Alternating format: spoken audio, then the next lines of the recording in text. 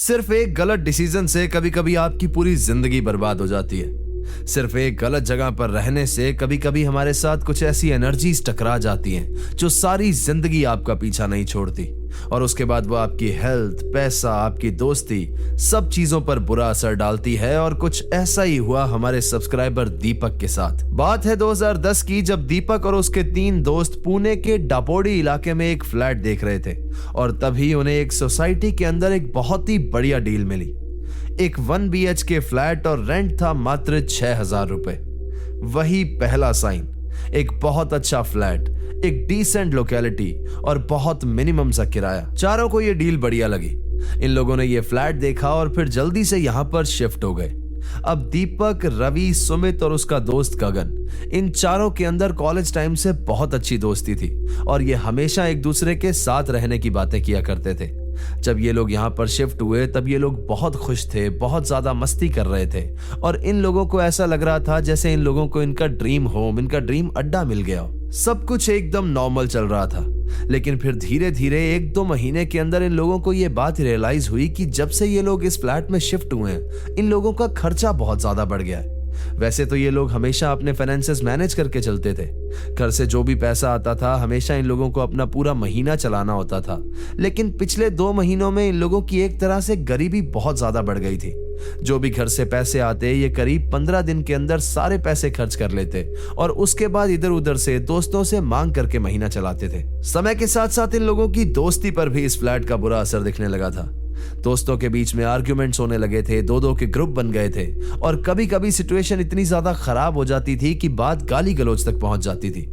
दीपक ने बताया कि इस फ्लैट के अंदर एक बहुत अजीब से तरीके की मनहूसियत फील होती थी, और सबसे ज्यादा डर इन्हें लगता था यहाँ के वॉशरूम में, जो ज्यादातर बहुत ज्यादा ठंडा रहता था।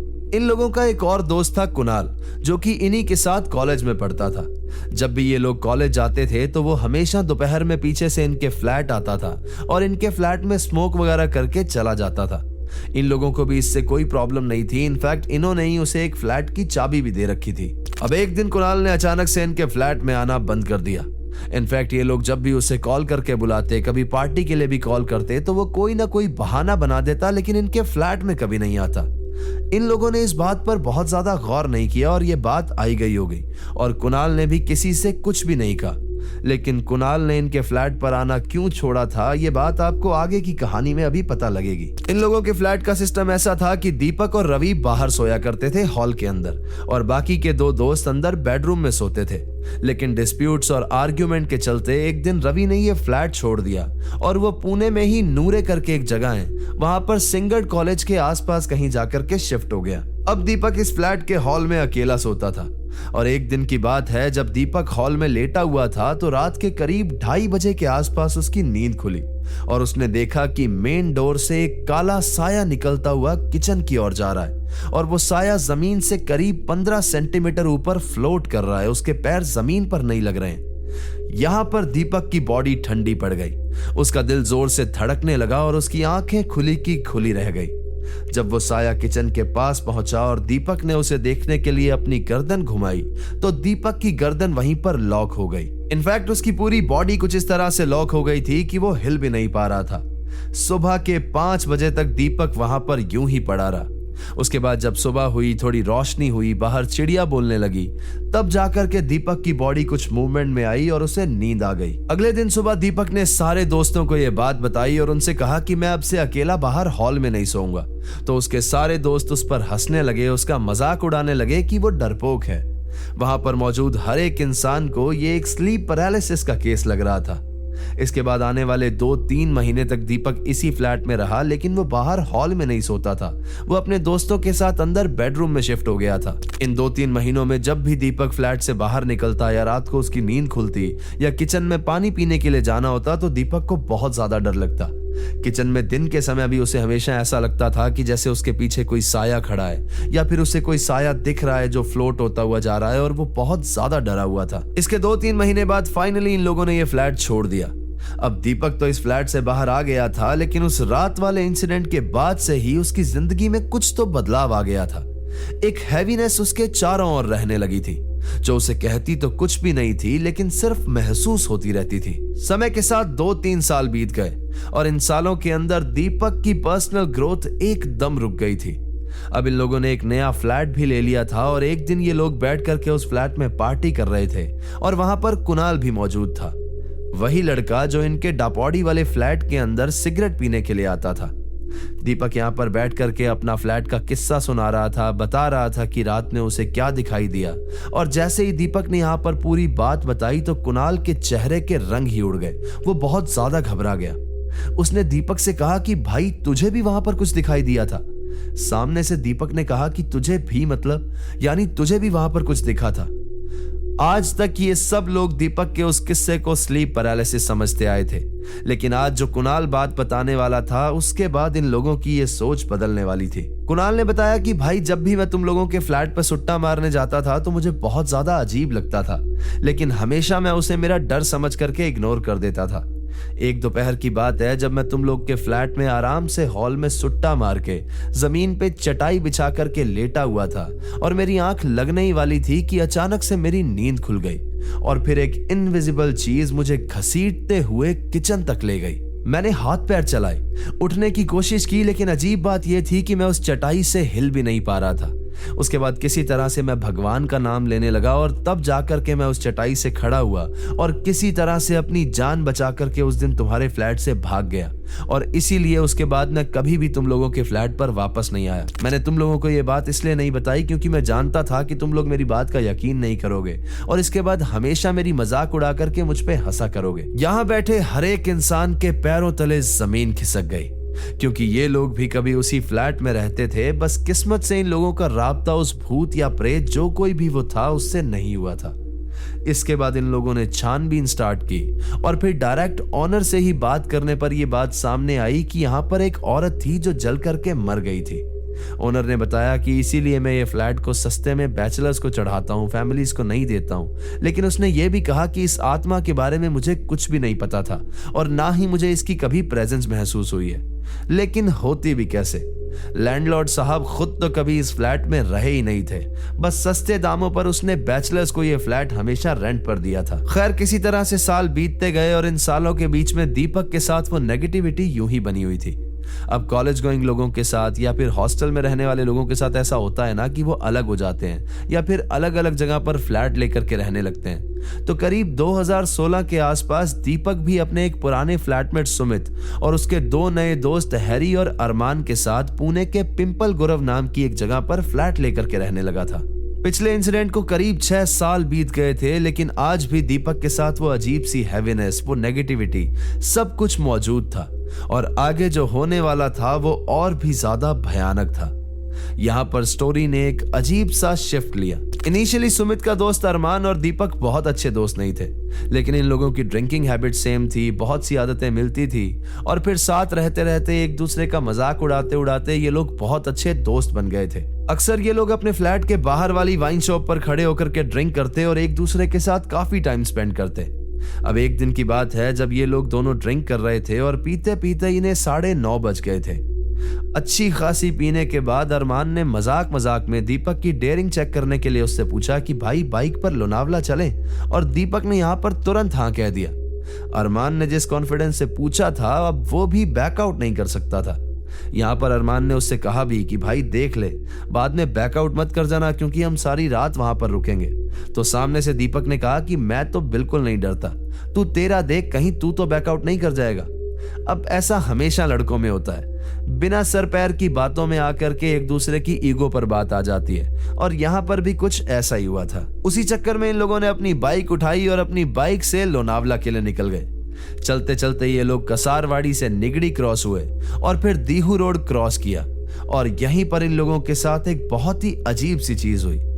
Usually old Mumbai Pune highway पर ट्रैफिक दिखता रहता है, लेकिन उस दिन इन्हें दूर दूर तक कुछ भी दिखाई नहीं दे रहा था। उस दिन पूर्णिमा की रात थी और आम दिनों के हिसाब से सड़क पर रोशनी थोड़ी ज्यादा थी। ये लोग थोड़ा दूर तक चलते गए और फिर वहां जाकर के इन लोगों को अपने से कुछ ही दूरी पर 3 ट्रक दिखे जो एक ही लाइन से सीधा जा रहे थे। उनमें से 2 ट्रक एकदम सीधा निकल गए और तीसरे ट्रक ने एक अजीब सा कट मारा, जैसे सामने कोई जानवर आ गया हो या वो किसी को बचाने की कोशिश कर रहा हो।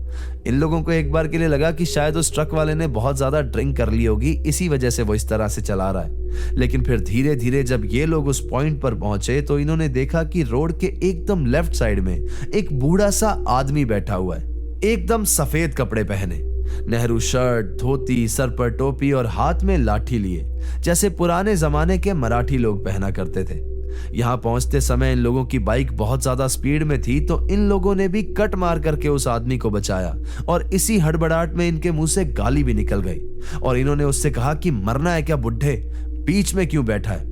लेकिन सामने से उस बूढ़े आदमी ने कुछ भी रिएक्ट नहीं किया, जैसे उसने इनकी बात ही नहीं सुनी हो। एक बात बहुत ज्यादा अजीब थी जो काफी बाद में जाकर के इन लोगों के समझ में आई। अगर 3 ट्रक थे तो 2 ट्रक एकदम सीधा कैसे निकल गए और सिर्फ तीसरे ट्रक वाले को और फिर बाद में इन्हें वो आदमी क्यों दिखाई दिया। खैर उस वक्त इन लोगों ने इस बारे में ज्यादा नहीं सोचा और ये लोग सीधा सीधा आगे बढ़ गए। आगे वाला रास्ता भी एकदम सुनसान था और फिर चलते चलते जब घाटी वाला रास्ता आया, यानी पहाड़ी वाला रास्ता आया, तो वहां पर फॉग काफी ज्यादा बढ़ गई थी। इन लोगों को सामने से कुछ भी अच्छे से दिखाई नहीं दे रहा था, तो इन लोगों ने अपनी बाइक की स्पीड भी धीरे कर ली थी। चलते चलते थोड़ी देर के बाद ये लोग टाइगर पॉइंट पर पहुंचे और वहां जाकर के असलियत में इन लोगों की घबराहट थोड़ी और ज्यादा बढ़ गई, क्योंकि वो जगह भी एकदम सुनसान थी, जबकि यूजुअली वहां पर काफी भीड़ होती है। मुंबई, पुणे दोनों जगह से लोग यहाँ पर आते हैं। इसके बाद जैसे ही ये लोग टॉप वाले पॉइंट पर पहुंचे तो वहां जाकर के इन लोगों को एक पकोड़े वाला दिखाई दिया। फाइनली इतनी देर के बाद इन लोगों को हकीकत में एक इंसान दिखा था। इन लोगों ने जाकर के उससे पकौड़े खाए और फिर थोड़ा आगे जाकर के बैठकर बातें करने लगे और मस्ती करने लगे। अब अगर आप लोग लोनावला गए हो तो आपको पता होगा कि पहाड़ी के ऊपर वहां पर एक रेलिंग लगी हुई है ताकि कोई इंसान पहाड़ी से नीचे नहीं गिर जाए। उसी रेलिंग के पास में इन लोगों को वहां पर एक 10 फीट लंबा और मोटा लोहे का रॉड पड़ा हुआ दिखा। पता नहीं इन लोगों के दिमाग में ऐसी क्या खुराफात आई कि इन्होंने प्लान बनाया कि इस रॉड को उठा करके पहाड़ी में फेंक देते हैं। और जब इन लोगों ने ये किया तो वो रॉड वहां जाकर के एक झाड़ी में अटक गई, यानी नीचे नहीं गिरी। इस जगह पर एग्जैक्टली समझ में आएगा कि ये सारी चीज इनसे कोई एंटिटी करवा रही थी जो इन पर हावी हो चुकी थी, क्योंकि इसके जस्ट बाद अरमान रेलिंग के दूसरी तरफ चला गया। उसने कहा कि मैं उस तरफ जाकर के इस रॉड को उठाता हूं और वापस से नीचे फेंक करके आता हूं। और इधर दीपक भी उसे ये करने के लिए बिल्कुल मना नहीं कर रहा था। कभी कभी ऊपर वाला शायद खुद आपको बचाने के लिए आ जाता है, और यहां पर भी कुछ ऐसा ही हुआ। जैसे ही अरमान रेलिंग के दूसरी तरफ गया तो खाई के अंदर से एक सफेद गाय जोर से आवाज करती हुई आई और इन दोनों के आर पार निकल गई। और यहीं पर दीपक होश में आया और होश में आते ही उसे अरमान दिखाई दिया जो रेलिंग के दूसरी तरफ था। वो उस पर बहुत जोर से चिल्लाया और उसे कहा कि पागल है क्या, वहां पर क्या कर रहा है, और उसका हाथ पकड़कर उसको रेलिंग के इस तरफ ले आया। जब ये होश में आए तो ये लोग समझ ही नहीं पाए कि इतनी रात में इतने सुनसान पॉइंट पर ये दोनों अकेले कर क्या रहे हैं। हालांकि अभी के लिए इनकी जान बच गई थी, लेकिन मुसीबत अभी टली नहीं थी, क्योंकि इसके बाद जो आगे हुआ वो बहुत ही ज्यादा दर्दनाक था। यहां से निकल करके ये लोग वापस पकौड़े वाले के पास जाकर के खड़े हो गए और फिर सुबह 5 बजने के बाद, रोशनी होने के बाद ये लोग वापस अपने घर के लिए निकल गए। घर आने के बाद एक्चुअली असली गेम शुरू हुआ। दीपक और अरमान दोनों बहुत ज्यादा चिड़चिड़े रहने लगे थे।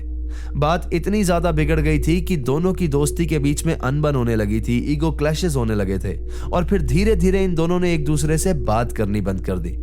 थोड़े समय के बाद अरमान का आइल्स क्लियर हुआ और वो पढ़ाई के लिए यूएस जाने वाला था, और तभी अरमान ने उससे फोन भी किया कि यार एक बार लास्ट बार मिल लेते हैं, सॉर्ट कर लेते हैं।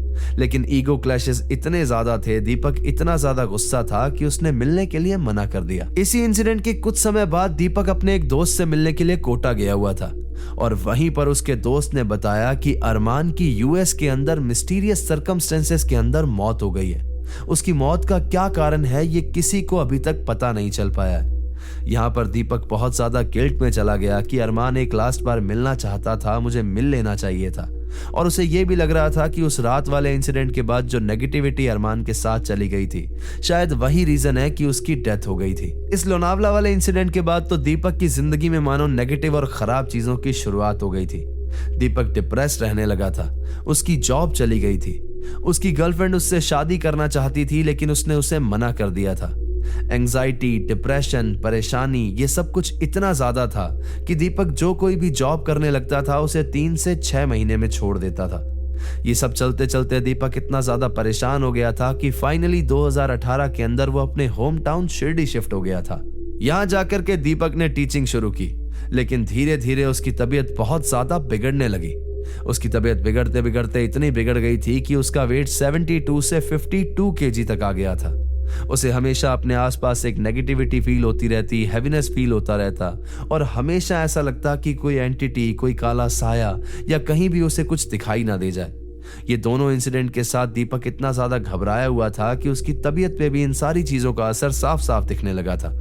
अब एक दिन की बात है जब उसके मामा जी उसके घर पर आए हुए थे और उन्होंने जब दीपक का बिहेवियर देखा तो वो साफ साफ समझ गए कि ये कोई हेल्थ इश्यूज नहीं है और वो दीपक को लेकर के फाइनली एक बाबा जी के पास पहुंचे। यहां जाकर के दीपक के लिए एक पूजा करवाई गई। उसके बाद बाबा ने उसे कुछ मंत्र दिए, उसे सिमरन करने के लिए कहा और फिर बाबा ने दीपक को यह भी बताया कि तुम्हारे आसपास के किसी इंसान ने तुम्हारे ऊपर कुछ करवाने की भी कोशिश की है।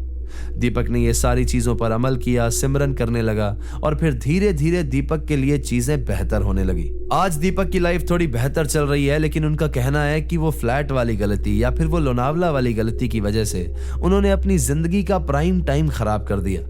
जहां पर लोग सेटल हो जाते हैं, दीपक अभी भी स्ट्रगल कर रहे हैं, अभी भी अनमैरिड है। हालांकि अभी रिसेंटली उन्होंने अपनी एक कोचिंग क्लास भी शुरू की है और वो एक कंपोजर और एक सिंगर भी हैं और उनकी लोकल कम्युनिटी के अंदर लोगों को उनके गाने बहुत ज्यादा पसंद आते हैं। कभी कभी एनर्जीज हमारी जिंदगी को एक अलग ही डायरेक्शन दे देती हैं। अब डिपेंड करता है कि वो कोई पॉजिटिव एनर्जी है या नेगेटिव एनर्जी है। हमेशा मैं लोगों को समझाता आया हूं कि ये हॉन्टेड जगह को एक्सप्लोर करना, एनर्जी से पंगे लेना, या फिर जो लोग मुझे कहते हैं कि भैया इस फ्लैट का मुझे एड्रेस दो, मैं जाकर के देखना चाहता हूं कि भूत कहाँ है, कैसा दिखता है, ये सारी चीजें बहुत ज्यादा रिस्की हो सकती हैं। क्योंकि दीपक और उसके फ्रेंड्स गलती से एक ऐसे फ्लैट में चले गए जहां पर कोई सोल, कोई एंटिटी थी और उसके बाद उस नेगेटिव एनर्जी ने उनकी जिंदगी को एक अजीब सी डायरेक्शन में भेज दिया जहां पर उनके जीवन का प्राइम टाइम खराब हो गया। इसीलिए खुद भी सेफ रहें और अपने आसपास के लोगों को भी सेफ रहने की हिदायत दें।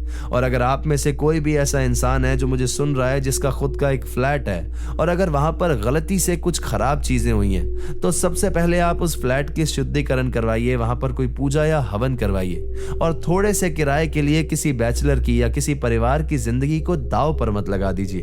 तो ये थी आज की कहानी दोस्तों। कहानी आपको कैसे लगी मुझे कमेंट करके जरूर बताना और अगर आपको कहानी पसंद आई है तो इसे लाइक कर दें, हाइप कर दें और अपने कमजोर दिल वाले दोस्तों के साथ शेयर कर दें। चैनल अगर अभी तक सब्सक्राइब नहीं किया है तो इसे सब्सक्राइब कर लो। वहां पर एक बेल आइकन होगा, उसे प्रेस कर देना ताकि आगे आने वाले समय में मैं जो रियल लाइफ इंसिडेंट्स पर कहानियां लेकर के आऊंगा वो सबसे पहले आप तक पहुंचती रहें।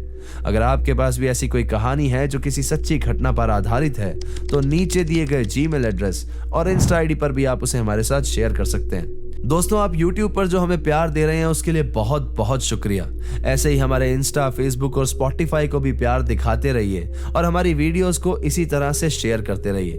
तो चलिए दोस्तों, अपना ख्याल रखिए, खुश रहिए, हंसते खेलते रहिए। मिलते हैं अगली बार ऐसी ही किसी खौफनाक कहानी के साथ। सायोनारा। हर हर महादेव।